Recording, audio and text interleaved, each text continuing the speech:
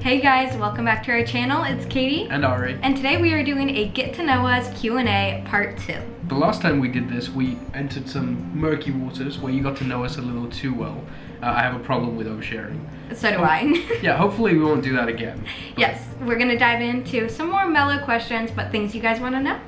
I've compiled a list of questions from our last YouTube video, our TikTok and Instagram accounts, and today we're going to go through them. First question, where did Ari grow up and where is your accent from?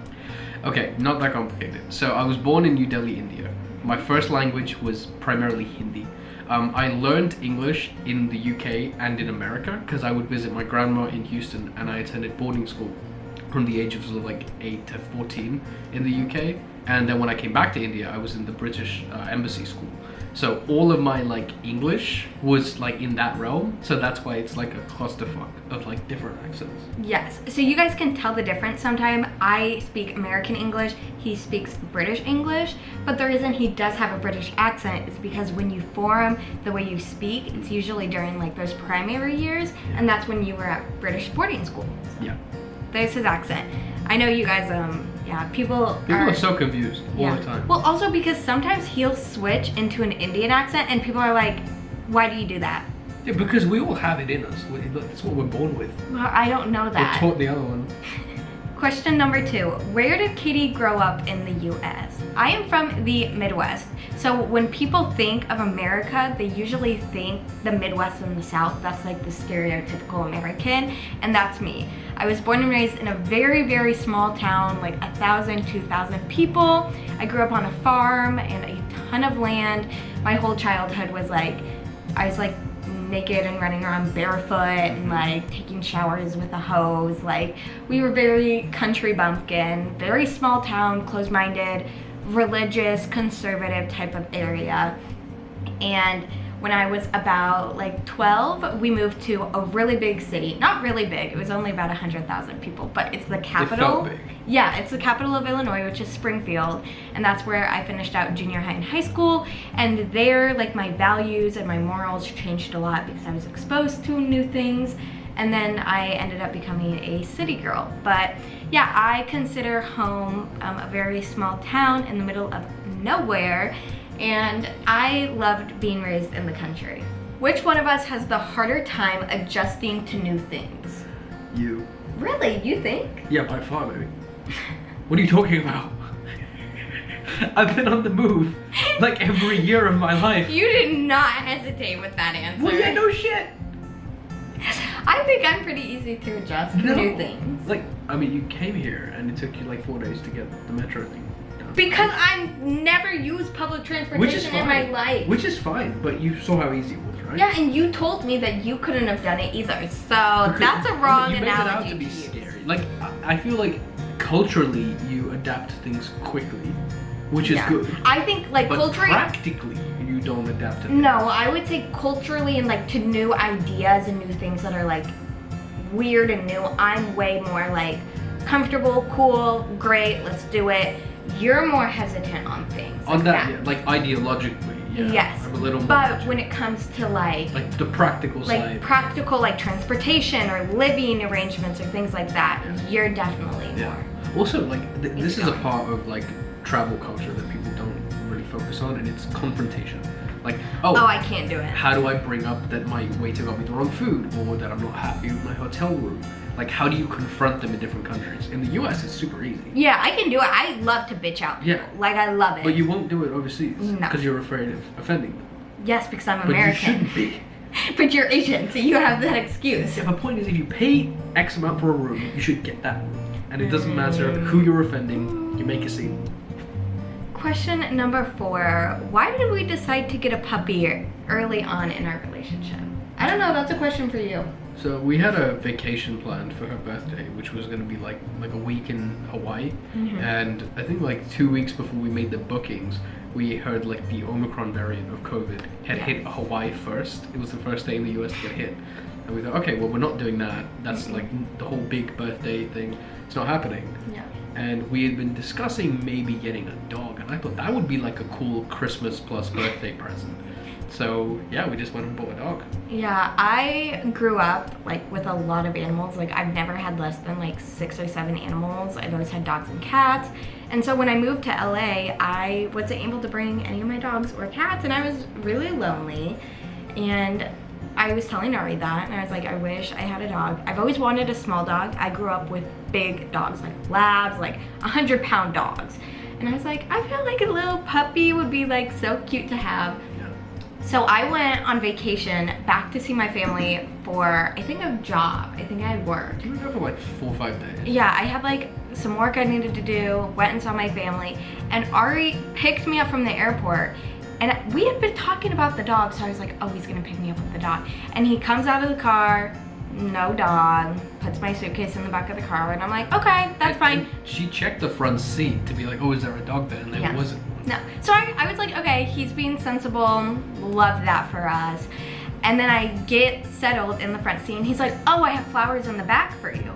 So I turn around like this, and there's a box. And he's like, look in the box. And I'm like, and it's this itty bitty little puppy. We'll put some pictures in right here. Itty bitty little baby puppy, and I lost my shit. Yeah, she was sleeping in the little like wicker basket. Oh my It was God. very cute. Yeah, and she like completes us. She is a brat like her father. She will huff and puff at you. I'm not she kidding. has your attitude for sure. Yeah, she's a brat like you, my attitude. But we love her, and she really helped us, I feel like, learn how to have like a lot of middle ground and like come at everything as a team. Right. Yeah. Also, like, just to be responsible. Yes. Do we plan on settling in India or the United States? I don't know. Yeah. I don't think we'll settle in India. I think I would like to spend time there. Yeah, I think we could possibly have like a second home in India where we spend time with his friends, his family, when we have maybe kids. An apartment, or Yeah. something that we rent like a couple months of the year. Exactly. But home base, I don't know. He loves the UK. I'm not moving to the UK. It's not ever gonna happen. It's not. Yeah. I think we will probably settle in the United States, but we'll travel most of the year. Yeah, see, also when you get older, you have to think about things more maturely, and a lot of the Yu-Gi-Oh tournaments happen in the US, so I would have to be there, for my sporting career. That's no, what just- you're thinking about. No, but having traveled so much, not just in my life, but also recently, there's just no competing with the comforts and convenience of the US. Everything is so easy. Who is more embarrassing in public, Katie or Ari? Okay, she's gonna fight me on this, but it's like 50-50. It is, no, that's what I was gonna say. Really? Yeah. Because I thought you were gonna say it's always me. No, it's definitely both of us. I have really bad anxiety, so I'm constantly like overthinking things and like tripping up over myself, which then like embarrasses me. He's just an idiot. Like that's the difference. Is mine's anxiety embarrassment and his is like I'm an idiot embarrassment. It's a little bit of that. I mean, it's like I'm clumsy, sure, like that's the idiot part. But also, like, I like doing things in quirky ways sometimes, Like, if I'm going down an escalator, I might add some little, like, pizzazz to it. I don't think pizzazz is the word. Just add a little bit of masala. You do something. Masala? With you, like, especially when we get into, like, disagreements Oh my at, like, the grocery store. Oh, Or just, I'm like, loud. I just says stupid shit. Like, Yeah. stupid, like, things you shouldn't even say at home. Like, Yeah. just think about And then I like freak out and I Yeah. do it in a very loud manner. And So I that- draw attention, but then I get anxious because I'm drawing attention, And it always ends with we go to the car and I have to like console her and calm her down. even though it's my fault. Do we enjoy being on social media? I love it. I can answer that off the bat. I have started to love it. I would say like the first few months it didn't really seem like my thing. I felt a little out of place on camera. I became very body conscious. I was worried that all my friends would kind of see it and be like, oh, what the fuck is this kid weird. doing? But I just started to interact with the community and I found really cool people. And that made me I be love like, that. okay, you know what? Maybe this is like opening some doors to meeting fun people. And I started to be proud of the content we were making. Aww. So I've started to really love it. Like Yeah. the past 6 months, I've loved it. We've only been doing it 7 months. No. Yeah, we started in July. No, It's we blew February. up in July. No, that's when we started it. No, we did a couple of like smaller ones. And I Uh, like the first, I was I don't count six. those. The first like 6 TikToks, which nobody watched. Yeah. I hated Next question is, why did Katie decide to start learning Hindi? I actually don't know the answer to this. I have like a couple of thoughts, but I don't know why. Okay, it's quite simple. As a white woman, white American woman that's dating a person of color, I feel like it's important for me to know their culture, whether that is history, language, food, traditions, values, like anything. I just feel like it's very important of me.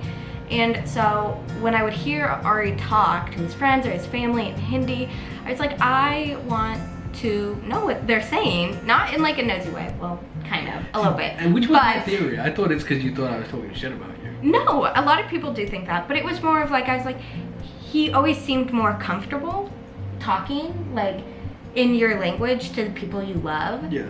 And I was like, I want to be a part of that. And we had also started talking more about our future with having kids and things like that. And I was like, I don't want to have kids that are half Indian, that do not know their language, that is important. and the history and all that stuff. So I feel like it was not only for Ari, but a respect for like his parents, his grandparents, great grandparents. Like, he's the first one to date out of his culture, so I need to do my best to embrace that culture. And it's been hard. I am very open about that. Hindi is a very hard language. Yeah, it's a struggle. It's difficult, and we have so much going on all the time that sometimes I just like can't pick up new things for weeks because I'm so stressed out with other things. And he also speaks Punjabi, so sometimes I'm like, what language are you speaking? Like, I don't know. Like, a lot of words in Hindi overlap with Urdu, so like, and the Farsi. So like, when I'll teach her certain words and then the app teaches her different words, it gets even more confusing. Because then I don't know who to believe, and it's like, or informal versus formal, like language apps only teach you formal, but everyone pretty much speaks informally, so I get stressed out quite a bit. But I am very proud of myself for learning, and I still am learning. Doing great. Mosam kaisa hai? Final question. How do we manage doing long distance for work or other things? So we don't really manage it at all. It's miserable. Yeah. We have coping mechanisms, which is That's true. like a virtual date night. We're sending each other like surprise packages. Yeah.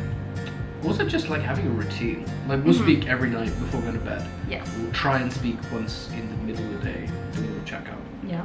But yeah, just trying to communicate as much as possible. Yeah, I think like understanding that no one wants to do long distance, but it's beneficial in other ways. So no matter how hard it is, like for right now, Ari and I are focused on our careers. So yeah, it's really hard, but this is benefiting us in our future careers, which is very important. And like he said, like prioritizing that time with each other, like when you do speak, not arguing, not fighting, like having fun conversations, doing those date nights, finding new ways to be fun and innovative in your relationship, I think makes it a little less miserable. Also, keeping yourself busy is a huge aspect. Another big one. And also when you do finally meet up, like I've noticed this on this trip, we've been going out, we've been doing activities. Like, if we were just living together, we'd stay at home and just maybe watch a movie or just like kind of just enjoy each other's company without going out and making memories. Yes, so it forces you, when you see each other, to really grasp onto that time to make memories, enjoy each other, not focus on like all the bad that's going on, be like, screw it, and just want to be happy with my partner. Yeah. And yeah, it's hard, but it's manageable, and you both have to see it as a team, and even though it's hard, it's for the good as of now. And yeah. If you guys want more insight on our daily life, check out our Instagram, Facebook, and TikTok page. They're linked in the description below. Thank you so much for watching. Please like, subscribe, and comment. We love you guys.